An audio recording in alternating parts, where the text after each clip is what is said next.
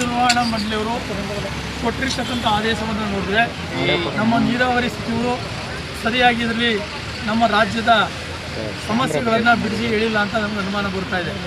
ಯಾಕೆಂದರೆ ಕಳೆದ 2 ತಿಂಗಳಿಂದ ನಮಗೆ ಮಳೆ 50% ಮಳೆ ಬಂದಿಲ್ಲ, ಜಲಾಶಯಗಳು ನೀರಿಲ್ಲ ಮತ್ತು ಕುಡಿಲಿಕ್ಕೂ ನೀರಿಲ್ಲ ಅನ್ನುವಂಥ ಸಂಗತಿ ಗೊತ್ತಿದ್ದು ಕೂಡ ಯಾಕೆ ನೀರಾವರಿ ಇಲಾಖೆಯವರು ಸಮರ್ಪಕವಾದಂಥ ವರದಿಯನ್ನು ಕೊಡದೇ ಇವತ್ತು ರಾಜ್ಯಕ್ಕೆ ಅನ್ಯಾಯ ಮಾಡಲಿಕ್ಕೆ ಹೊರಟಿದ್ದಾರೆ.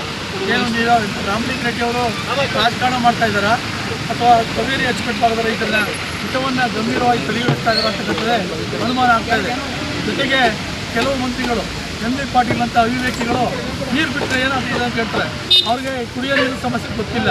ಇವರು ಬೇಕಾಬಿಟ್ಟು ಹೇಳಿಕೆ ಕೊಡ್ತಕ್ಕಂಥದ್ದು ಸರಿಯಾದಂಥ ಕ್ರಮ ಅಲ್ಲ.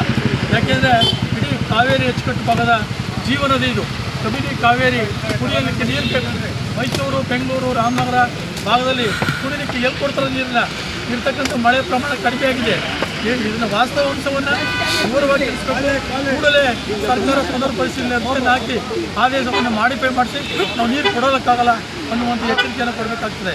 ಇಲ್ಲಾಂದರೆ ಇಡೀ ಕಾವೇರಿ ಅಚ್ಚುಕಟ್ಟು ಭಾಗದಲ್ಲಿ 2007ರಲ್ಲಿ ಆದಂಥ ಚಳುವಳಿ ಮತ್ತೆ ಮರುಕಳಿಸ್ತದೆ ಅನ್ನುವಂಥ ಎಚ್ಚರಿಕೆಯನ್ನು ಮುಖ್ಯಮಂತ್ರಿಗಳಿಗೆ ಕೊಡಲಿಕ್ಕೆ ನಾನು ಬಯಸ್ತೇನೆ.